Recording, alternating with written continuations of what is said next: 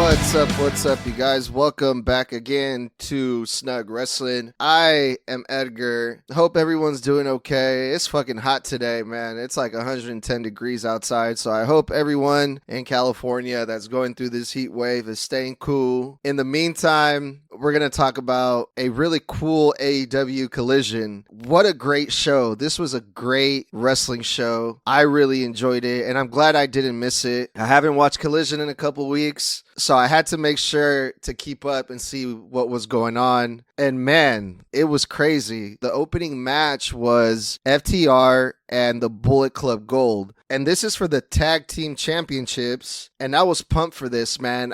Every time I watch FTR or I get ready to watch FTR, that's a must watch tag team that you can't miss. Most of their matches are just really good, and this was one of them. The Bullet Club Gold also, the first time that they got together, they kept the Bullet Club name, and then they added the gold to it. I'm not gonna lie, when they first started off, I wasn't too excited about that tag team, but over time they grew on me. And after this match, the Bullet Club Gold really established themselves as a top tag team in AEW. After seeing this match, the Bullet Club Gold are going to be tag team champions one day, and I hope they're really good tag team, and they really showed it in this opening match. And also, just a side note, Chris Benoit's son, David, I believe is his name, was ringside during the show Collision. I believe he is like a wrestler in training, if I'm not mistaken.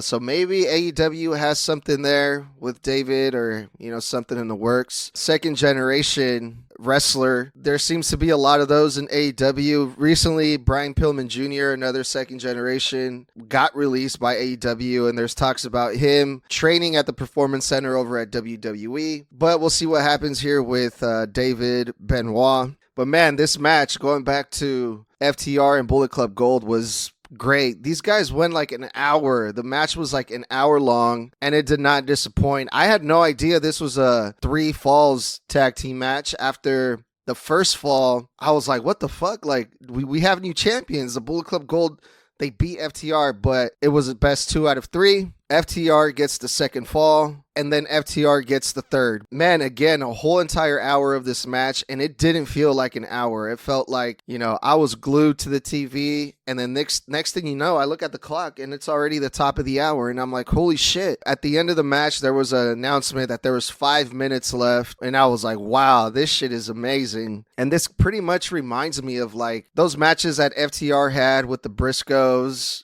that were just fucking amazing.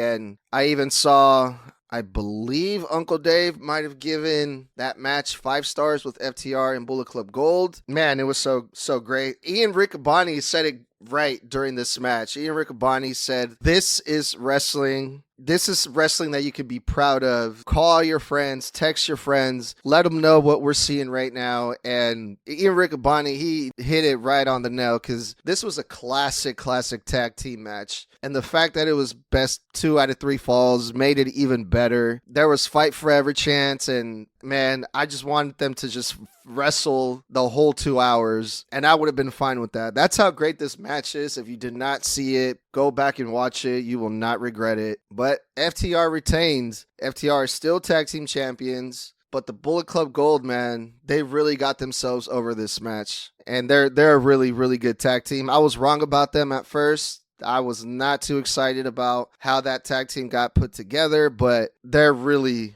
good also. So great match. I would also give it 5 stars if I was doing the rating thing, but I'm not. Collision's ratings, they haven't been really good lately. I don't understand why. I think Collision is the way better show compared to Dynamite, compared to Rampage. But Dynamite is still getting more viewers right now. In my opinion, Collision has the best wrestlers in AEW, like FTR, like Punk. And then Dynamite has like the original AEW people like Darby, Kenny, the Bucks. So I think Collision is mostly like the new wrestlers from AEW that showed up after. Dynamite is more for like the original AEW. You kind of have that option to pick which one you prefer. Me personally, I prefer Collision. It's a different presentation, like I said before. You have, again, FTR, you have Punk. With that whole drama thing that happened with the Elite, the crowd, the AEW fans, they're kind of split in this whole thing. You have some people that are hardcore Elite fans that hate Punk and that are booing Punk, but you also have the Punk fans who don't really like the Elite. So it's not really a split roster, but it kind of is.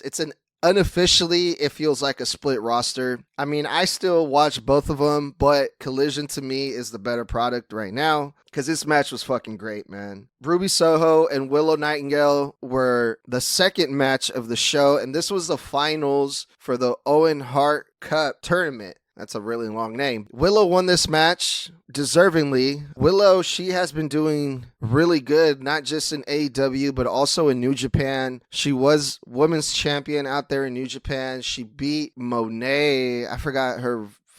Sasha Banks. She beat Sasha Banks. And she's just been killing it. So I was happy to see Willow win this. To add the little cherry on the top, it was in Calgary, in Canada, for the Owen Hart Cup tournament match. So that was a nice little touch. So congratulations to Willow. I think the right person won in this one. The third match, and this is already like, this show is almost over and we've barely had 3 matches. We haven't really had like any storylines or anything like that. This has just been wrestling this whole entire show, and it's only been 3 matches. So I was really liking this again. And even for me, that I'm really, really picky about my wrestling, I was really enjoying this. The House of Black, and for some reason, they're calling themselves the Kings of the Black Throne. I guess that's a new name that's going on, that is going around with them now. Or if anyone knows the story behind that, please let me know, because I have no idea what that is from or why. It's just, to me, they're the House of Black, but now for some reason they're calling themselves the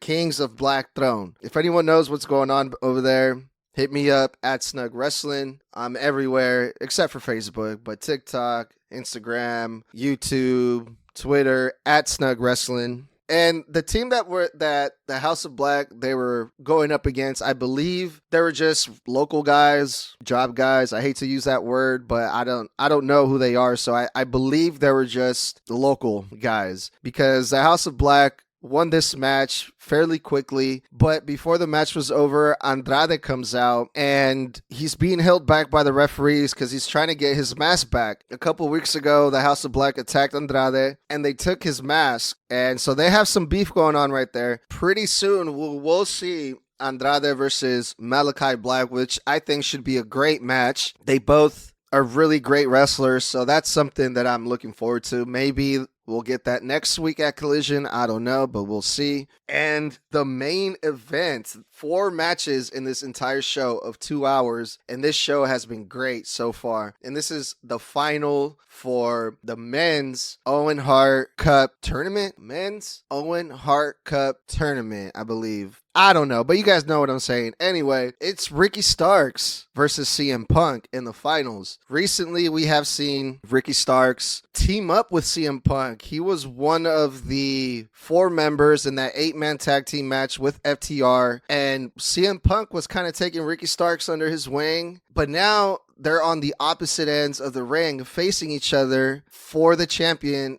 No, not the championship, but for the final for this tournament, which to me, it's crazy because it's like, man, that's how great wrestling is sometimes. You know, I'm happy for Ricky Starks to be in that position. I'm pretty sure he learned a lot from CM Punk, and now he gets to wrestle against him. So it's just a great feel-good story because I am a Ricky Starks fan. And of course, you know, it's CM Punk. This guy, he just has great matches with anyone out there, and this was another one. Again, another great match that I highly recommend you guys to go check out. Ricky Starks he looked really good in this match and probably had a lot to do with CM Punk. And Ricky Starks actually got the win. I was so excited to see Ricky Starks go over CM Punk. It was a roll-up. Mind you, Ricky Starks did grab on the ropes a little bit, but hey, when you're in a tough match like that versus a tough competitor, you have to pull out all the stops and you have to do whatever it takes to win. And Ricky Starks did just that. And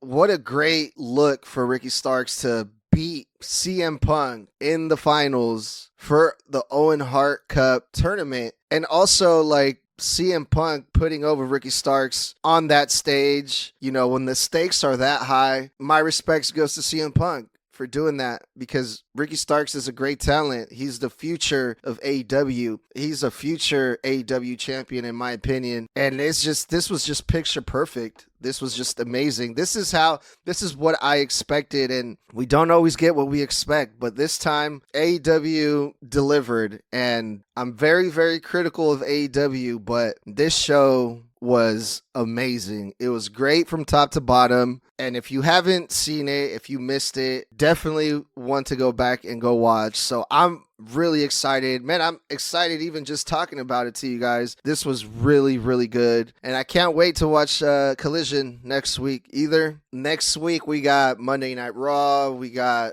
to try to do NXT as well. Like, subscribe, follow, hit me up at Snug Wrestling. Thank you guys for listening, and we'll talk to you soon.